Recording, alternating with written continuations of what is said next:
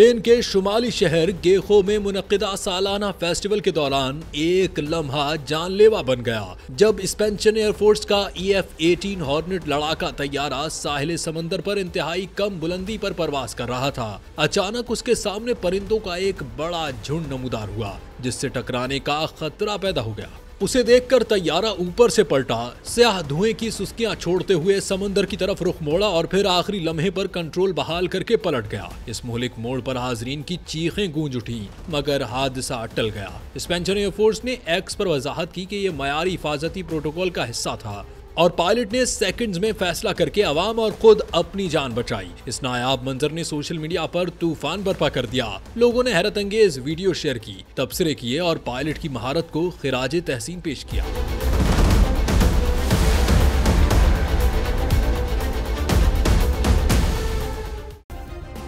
Subscribe करें और bell दबाएं ताकि कोई खबर रह न जाए।